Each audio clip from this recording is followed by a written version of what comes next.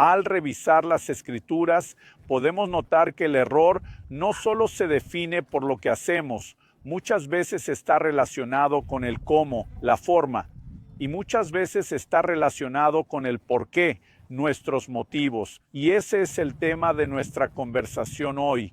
Evalúa tus motivaciones. En los próximos minutos conversaremos sobre la importancia de examinar y evaluar el corazón, intentar comprender lo que nos impulsa para estar alineados con Dios y con los principios de su palabra. Quédate aquí.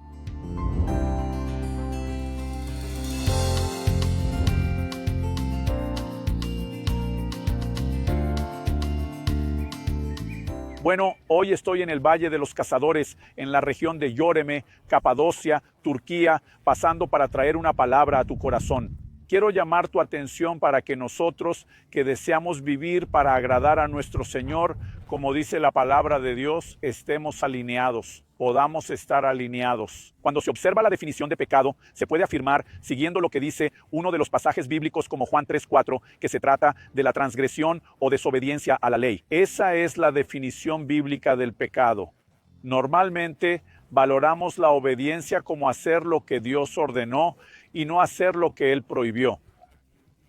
Sin embargo, nuestra mente suele canalizar una idea, un pensamiento equivocado solo sobre lo que hacemos. La Biblia también muestra que alguien puede hacer lo correcto, pero de forma equivocada.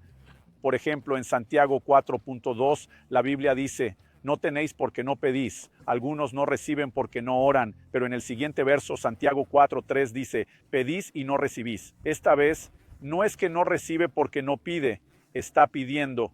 Y pedir es la forma correcta de recibir de Dios.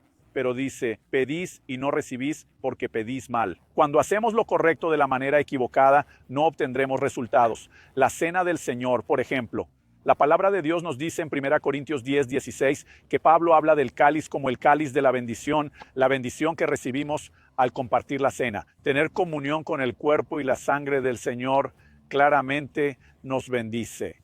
Pero Pablo dice: cada uno examine a sí mismo, porque dice que si participamos de la cena del Señor de manera indigna, es decir, si hacemos lo correcto, de la manera incorrecta, el resultado no será positivo, al contrario, seremos juzgados. Entonces, claramente, no es solo lo que se hace, sino también cómo se hace. Sin embargo, podemos añadir a esta lista el porqué de nuestras acciones. En Proverbios capítulo 16, versículo 2, leemos que todos los caminos de una persona son puros a sus propios ojos, pero el Señor evalúa el espíritu. Estoy leyendo la Nueva Almeida actualizada. La NBI dice que todos los caminos del hombre son puros, pero el Señor examina el espíritu. La NVT, la nueva versión transformadora, dice que aunque las personas se consideren puras, el Señor examina las intenciones de cada uno. Esta idea de pesar el espíritu, claramente el espíritu no es algo tangible que se pueda pesar en una balanza literal.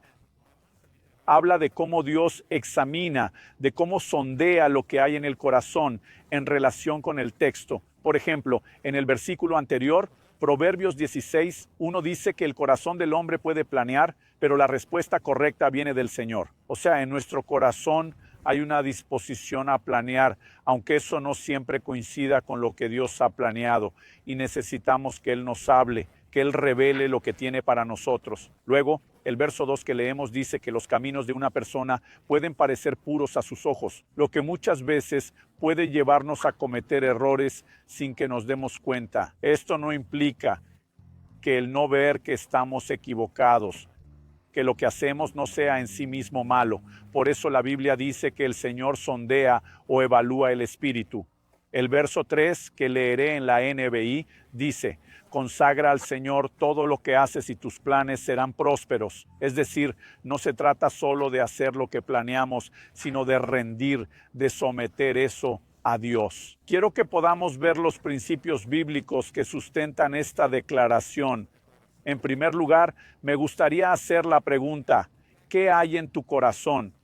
Proverbios en el capítulo 4, verso 23, dice: sobre todo lo que debes cuidar, guarda tu corazón, porque de él fluyen las fuentes de la vida. Debemos entender que las decisiones se hacen en el corazón. Y cuando la Biblia habla del corazón, no se refiere al órgano que bombea sangre, sino a lo íntimo, a lo interior. Necesitamos comprender que no solo se toman decisiones en el corazón, sino que la Biblia nos llama a cuidar de él. Pronto discutiremos que este corazón, el centro de las decisiones, está expuesto a influencias y por supuesto debemos protegerlo.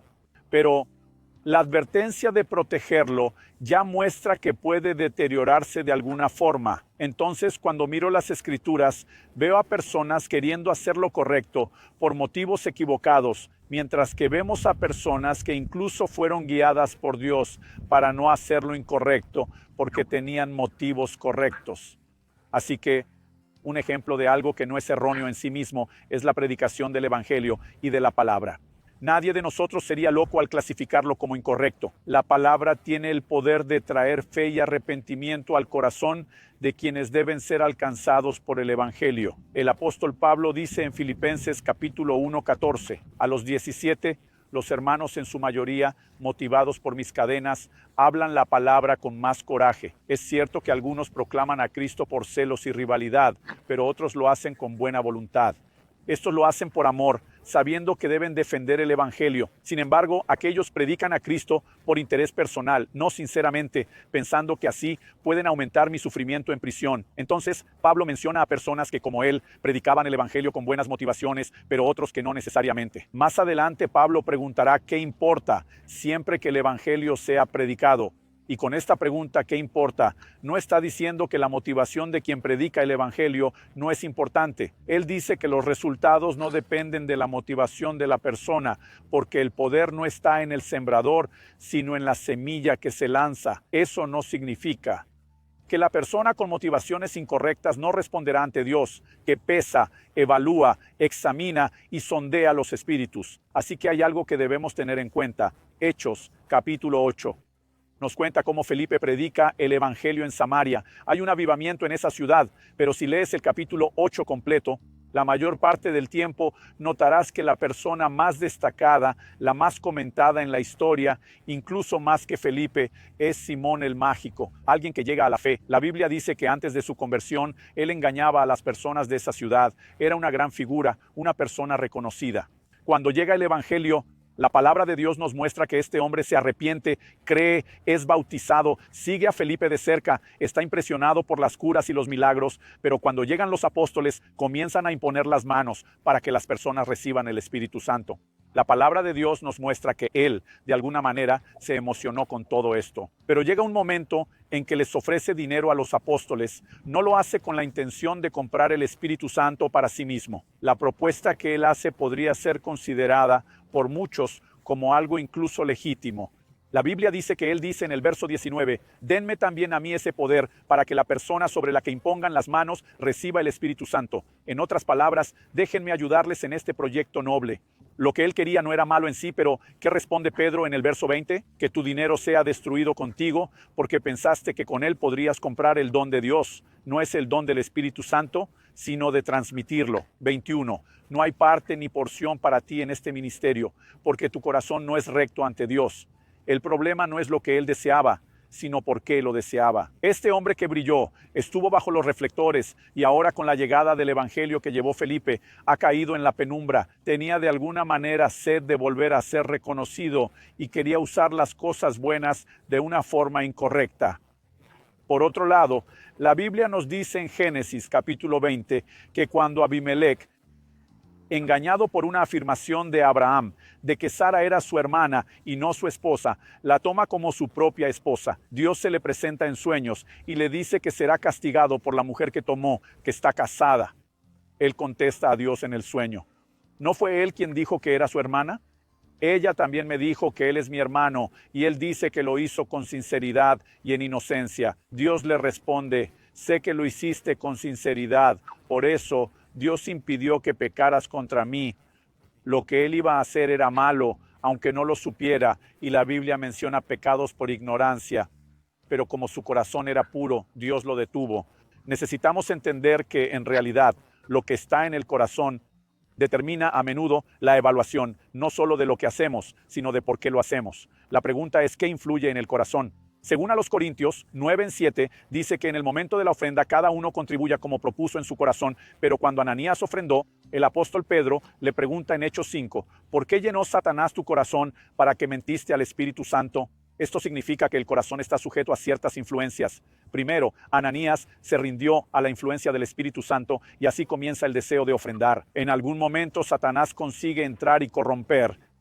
Cristo, Dios, el Espíritu Santo, generalmente nos influenciará con lo que Él es. Por esa razón, la Biblia nos exhorta a tener el mismo pensamiento que Cristo Jesús, quien, a pesar de ser Dios, no se agarró afanosamente a su divinidad, sino que se humilló a sí mismo, asumió forma humana y fue obediente hasta la muerte. El corazón de Cristo siempre es: yo dejo una posición para servir a los demás. Ahora, cuando miras a Satanás, ¿qué tipo de influencia va a producir relacionada con lo que Él es? Satanás en realidad buscaba reconocimiento y salió de un lugar de servicio por un deseo de grandeza, porque el diablo influye con lo que tiene, con lo que es. Y normalmente él intenta instigar a las personas, incluso en el ministerio, a no renunciar a algo para servir, sino a usar el servicio como una forma de promoverse. Entonces, para entender, hay que evaluar el corazón. Pero, ¿cómo se hace? Jeremías 17 dice que el corazón engaña. No podemos, aunque la Biblia hable del autoexamen, que el hombre se examine a sí mismo, confiar solo en nuestro autoexamen. Necesitamos el examen de lo alto. Cuando el salmista dice, sondea, oh Dios, conoce mi corazón, ve si hay en mí algún camino malo, está diciendo que más allá de mi evaluación, necesito la tuya. Y es por eso que tú y yo necesitamos entender que la aplicación de la palabra ocurre en el ambiente de oración. Y la oración no es solo donde pides a Dios lo que necesitas, sino donde te entregas a su voluntad, te abres a la acción del Espíritu Santo para que su obra sea completa. Evalúa tus motivaciones, pero no lo hagas solo. Hazlo con la ayuda del Espíritu Santo.